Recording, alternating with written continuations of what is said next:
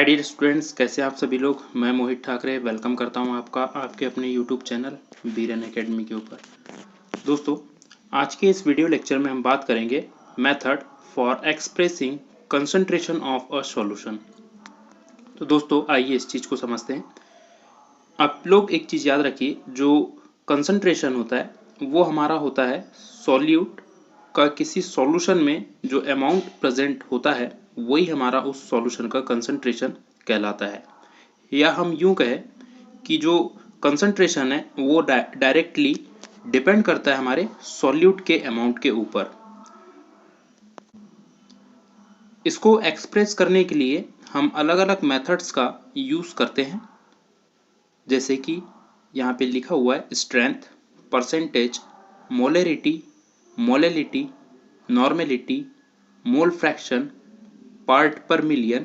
इसके अलावा भी काफ़ी सारी प्रॉपर्टीज़ हैं जिनका हम यूज़ करते हैं किसी कंसंट्रेशन को एक्सप्रेस करने के लिए, जैसे कि पार्ट पर बिलियन, फॉर्मेलिटी, ईटीसी। तो आइए अब हम इनको एक एक कर समझते हैं। उससे पहले दोस्तों, आप लोग एक चीज़ याद रखिए कि आपके एमपी बोर्ड में और सीबीएसई बोर्ड में भी यहाँ से रिलेटेड क्वेश्चन पूछे जाते हैं और काफ़ी बार पूछे भी गए हैं। क्वेश्चन इस टाइप से पूछ सकता है आपसे कि आपसे पूछ सकता है 2 मार्क्स के लिए कि किन्हीं दो की डेफिनेशन या इनके फॉर्मूलेस या इनमें डिफरेंस भी काफ़ी बार पूछा गया है, जिसमें सबसे ज़्यादा इम्पोर्टेंट जो है मोलेरिटी और मोलेलिटी में डिफरेंस है, जो काफ़ी बार आप लोग से पूछा गया है। तो आप लोग इस वीडियो को ध्यान से देखिए। चलिए, सबसे पहले हम बात करेंगे स्ट्रेंथ के बारे में। तो दोस्तों, स्ट्रेंथ एक रेशो होता है हमारा मास ऑफ सॉल्यूट का और वॉल्यूम ऑफ सॉल्यूशन का, जहाँ पे मास ऑफ सॉल्यूट होता है हमारा ग्राम में और वॉल्यूम जो होता है हमारा वो होता है लीटर में। मतलब 1 लीटर हमारे सॉल्वेंट में या सॉल्यूशन में हम कहें कितने ग्राम सॉल्यूट प्रेजेंट है, यही हमारा कहलाता है उस सॉल्यूशन का स्ट्रेंथ। सॉल्यूशन को हम एक्सप्रेस करने के लिए ग्राम पर लीटर में एक्सप्रेस करते हैं। मतलब इसकी जो यूनिट होती है स्ट्रेंथ की हमारी, वो होती है ग्राम पर लीटर। तो काफ़ी सिंपल था। स्ट्रेंथ सिंपल एक रेशो है मास ऑफ सॉल्यूट का और वॉल्यूम ऑफ सॉल्यूशन का। अब चलते हैं हमारे दूसरे प्रॉपर्टी की ओर या दूसरी मेथड की ओर। तो दूसरी है हमारी मेथड जो है परसेंटेज। तो फ्रेंड्स, परसेंटेज जो होता है हम दो टाइप से एक्सप्रेस कर सकते हैं, एक मास के बेसिस पे या कहें हम वेट के बेसिस पे, और दूसरा वॉल्यूम के बेसिस पर। तो आइए हम एक एक कर समझते हैं। तो सबसे पहले अगर से हम बात करें परसेंटेज बाय मास की, या जिसको हम मास परसेंटेज भी कहते हैं, तो ये भी एक रेशो होता है हमारा। जो रेशो होता है वो 1 कंपोनेंट, मतलब ये सॉल्यूट भी हो सकता है, सॉल्वेंट भी हो सकता है, और बाकी का जो सॉल्यूशन है इनके बीच में जो रेशो प्रेजेंट होता है वही हमारा कहलाता है परसेंटेज। यानी कि सिंपल वे में हम अगर से बोले तो एक कंपोनेंट का ratio upon second total component, यही हमारा कहलाएगा परसेंटेज। जैसे कि यहाँ पे नीचे हम फॉर्मूले को एक्सप्रेस करने के लिए कंसीडर करें हैं कि ए हमारा सॉल्यूट है और बी हमारा एक सॉल्वेंट है। अब हमें मालूम है कि कोई सॉल्यूशन बनता है तो वो इन दोनों को जोड़ने से बनता है, तो ए प्लस बी हमारा हो जाएगा सॉल्यूशन। अब हम मास परसेंटेज सॉल्यूट की बात करें, मतलब ए की बात करें, तो यहाँ पर होगा ये W A upon W A plus W B multiply by 100। यहाँ पे डब्ल्यू ए जो है ये मास ऑफ सॉल्यूट है, W A plus W B mass of solution है, और यहाँ हमने 100 से मल्टीप्लाई इसलिए करें क्योंकि ये जो टर्म है ये परसेंटेज में हमें 100 से मल्टीप्लाई करना पड़ता है। वैसे ही अगर हम बात करें हमारे सॉल्वेंट के लिए परसेंटेज की, तो यहाँ पर हमारा होगा formula W B upon W A plus W B multiply by 100, जहाँ पे डब्ल्यू बी जो है हमारा मास ऑफ सॉल्वेंट होगा और W A plus W B हमारा मास ऑफ सॉल्यूशन होगा।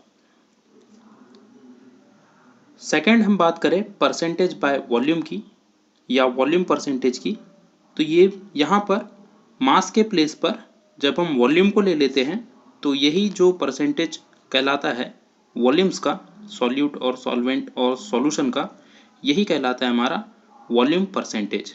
जैसे कि फॉर्मूले में हम देखें वॉल्यूम परसेंटेज ऑफ हम ए निकाले तो यहाँ पर V A upon V A plus V B multiply by 100, जहाँ पे वी ए हमारा होगा वॉल्यूम ऑफ ए यानी कि सॉल्यूट और वी बी होगा हमारा वॉल्यूम ऑफ बी यानी कि सॉल्वेंट। दोनों को हम जब ऐड कर देंगे तो ये वॉल्यूम ऑफ सॉल्यूशन बन जाएगा। इस टाइप से हमारा ये होगा वॉल्यूम परसेंटेज। सिमिलरली हम हमारे सेकंड कंपोनेंट के लिए भी इस टाइप से निकाल सकते हैं। फ्रेंड्स, अब हम बात करेंगे मोलरिटी के बारे में, जिससे रिलेटेड क्वेश्चन आप लोग से पूछे जाते हैं और इसकी डेफिनेशन भी पूछ सकता है आपसे, इसका फॉर्मूला भी पूछ सकता है और मोलरिटी में डिफरेंस काफ़ी बार पूछा गया है। तो चलिए हम बात करते हैं मोलरिटी की।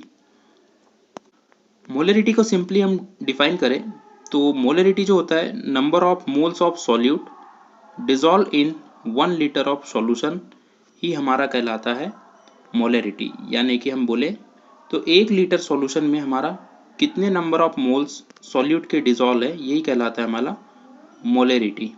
इसे हम कैपिटल एम से डिनोट करते हैं। तो डेफिनेशन के अकॉर्डिंग इसका फॉर्मूला होगा m is equals to number of moles of solute upon volume of solution in litre. अब हम लोग ने जैसे 11th में पढ़ा है नंबर ऑफ मोल्स जो होता है वो होता है मास इन ग्राम अपॉन मॉलिक्यूलर मास।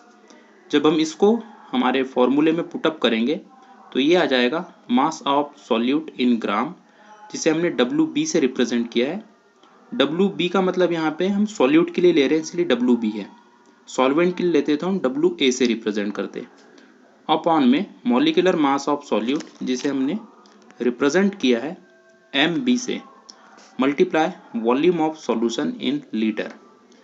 और इसी को हम जब देखेंगे तो ये हो जाएगा capital M is equals to WB upon MB multiply by V और मल्टीप्लाई बाय 1000 यहाँ पे इसलिए हम ले रहे हैं क्योंकि अब हमने वॉल्यूम को लीटर से ml में कन्वर्ट कर लिया है। फ्रेंड्स, इसकी जो यूनिट होती है ये होती है मोल पर लीटर या मोल लीटर इनवर्स। फ्रेंड्स, आगे हम बात करें तो अगला हमारा टॉपिक है वो है मोलरिटी। मोलरिटी भी क्वाइट सिमिलर होता है मोलरिटी के, लेकिन यहाँ पे डिफरेंस थोड़ा सा ये होता है कि जहाँ पे हम मोलरिटी में वॉल्यूम की बात कर रहे थे, यहाँ पर जो कैलकुलेशन होगा हमारा वो होगा ग्राम या किलोग्राम के अकॉर्डिंग, या हम कहें कि मास के अकॉर्डिंग।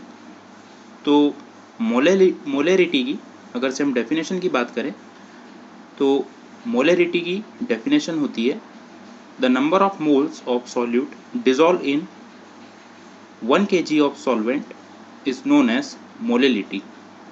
और फ्रेंड्स, ये जो डिनोटेट की जाती है ये स्मॉल m से डिनोट की जाती है। तो इसकी डेफिनेशन के अकॉर्डिंग इसका फॉर्मूला है number of moles of solute upon mass of solvent in kilogram. Again number of moles जो होता है वो होता है मास इन ग्राम अपॉन मॉलिक्यूलर मास के। इस वैल्यू को हम पुटअप करेंगे तो अगेन हमें जो नया फॉर्मूला मिलेगा मोलरिटी के लिए वो मिलेगा WB upon MB multiply bye WA, और इसमें हम 1000 से मल्टीप्लाई करेंगे क्योंकि जहाँ पे हमारा मास ऑफ सॉल्वेंट पहले किलोग्राम में था, जब उसे हम ग्राम में लेंगे तो यहाँ पे हमें 1000 से मल्टीप्लाई करना पड़ेगा। फ्रेंड्स, इसकी जो यूनिट होती है वो होती है मोल पर किलोग्राम या मोल kg इनवर्स। हमारे अगले प्रॉपर्टी की बात की जाए तो हमारी अगली जो प्रॉपर्टी वो है नॉर्मेलिटी। नॉर्मेलिटी जो होती है वो एक रेशो होता है gram equivalent mass of solute का और वॉल्यूम ऑफ सॉल्यूशन का। इसे कैपिटल N से डिनोट किया जाता है। तो इसके डेफिनेशन के अकॉर्डिंग इसके हम फॉर्मूले की बात करें तो capital N is equals to होगा हमारा gram equivalent of solute upon volume of the solution. ये जो होगा ये लीटर में होगा। अब ग्राम इक्विवेलेंट होता है हमारा मास अपॉन इक्विवेलेंट वेट। हमने इक्विवेलेंट वेट को क्लास 11th में अच्छे से पढ़ा है। आगे जब हम इस वैल्यू को पुटअप करेंगे यहाँ पे तो हमें मिलेगा N is equals to WB upon EB multiply by volume. और मल्टीप्लाई हम यहाँ पे 1000 से इसलिए कर रहे हैं क्योंकि यहाँ पर हम अगर से लीटर को ml में कन्वर्ट करना चाहें तो यहाँ हमें 1000 से मल्टीप्लाई करना पड़ेगा। यहाँ पर WB जो है हमारा मास ऑफ सॉल्यूट है और EB जो है हमारा वो है equivalent weight of solute. Friends, इसकी जो यूनिट होती है, हमारे नॉर्मेलिटी की जो यूनिट होती है वो होती है ग्राम इक्विवेलेंट पर लीटर, या इसी को बोलते हैं हम ग्राम इक्विवेलेंट लीटर इनवर्स। तो ये था हमारा नॉर्मेलिटी। अब हम समझते हैं हमारा जो अगला टॉपिक है उसे, जो है mole fraction. Friends, mole fraction जो होता है ये रेशो होता है हमारे कोई एक कंपोनेंट और टोटल सॉल्यूशन का, या ये इसे कहें हम कि ये जो होता है ये रेशो होता है एक सिंगल कंपोनेंट और जितने सारे कंपोनेंट्स उस सॉल्यूशन में प्रेजेंट है उन सब का। तो इसकी डेफिनेशन की बात हम करें अगर से, तो इसकी डेफिनेशन होगी the ratio of number of moles of one component to the total number of moles of all component present in solution. आगे हम इसको और डिटेल में समझते हैं। इसके लिए हमें कंसीडर करना पड़ेगा एक सॉल्यूशन को जो कि मिलके बना है A सॉल्यूट और B सॉल्वेंट से। तब यहाँ पे हमारा एक एक कंपोनेंट जो होगा सॉल्यूट और सॉल्वेंट एक अलग अलग कंपोनेंट होंगे। जब हम बात करें मोल फ्रैक्शन ऑफ सॉल्यूट की यानी A की, तो इसके लिए हमारा फॉर्मूला निकल के आएगा XA, जो कि हमारा मोल फ्रैक्शन होगा A का या सॉल्यूट का, इज इक्वल्स टू होगा Na upon Na plus Nb के, मतलब moles of A upon moles of A plus moles of B। ठीक ऐसे ही हम जब मोल फ्रैक्शन की बात करें हमारे सॉल्वेंट के लिए, तो इसके लिए हमारा फॉर्मूला बनेगा Nb upon Na plus Nb। यहाँ पर Na plus Nb total solution का मोल फ्रैक्शन रिप्रेजेंट कर रहा है। फ्रेंड्स, यहाँ पर याद करने वाली एक चीज़ और है कि हमें ये याद रहना चाहिए कि जो टोटल सॉल्यूशन का जितने कंपोनेंट हैं उन सभी के कंपोनेंट को जब हम सम करते हैं, किसी सॉल्यूशन के कंपोनेंट को जब हम सम करेंगे तो उनका जो सम होगा हमेशा 1 के इक्वल होगा।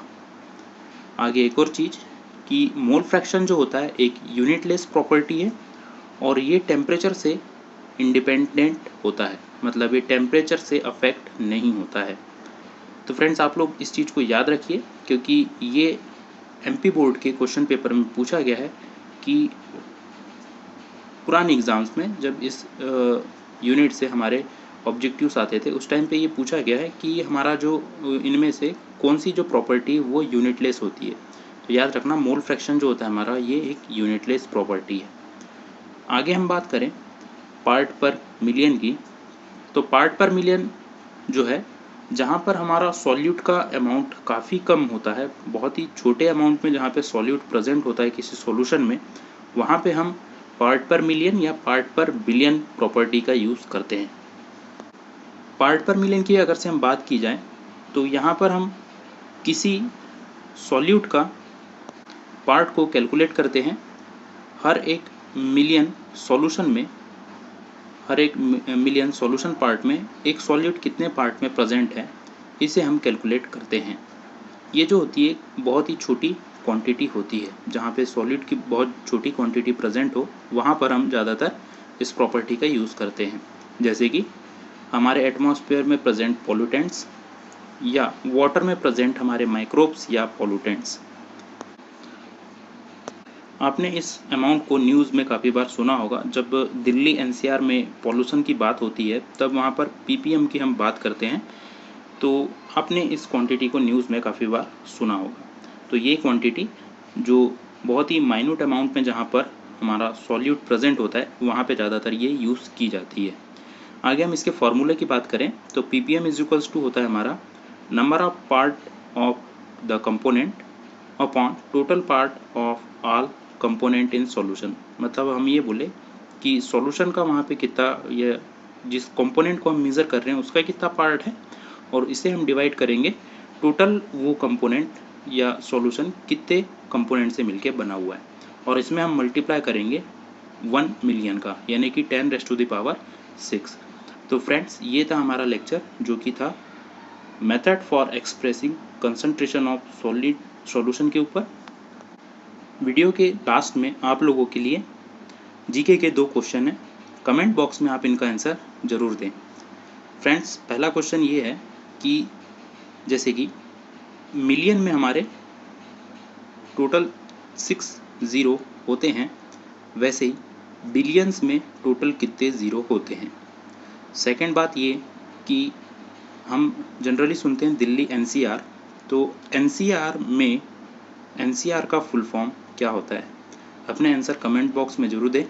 वीडियो अगर से आप लोगों को पसंद आए तो वीडियो को लाइक ज़रूर करें, दोस्तों के साथ शेयर करें, साथ ही साथ चैनल को सब्सक्राइब करें। Thank you so much.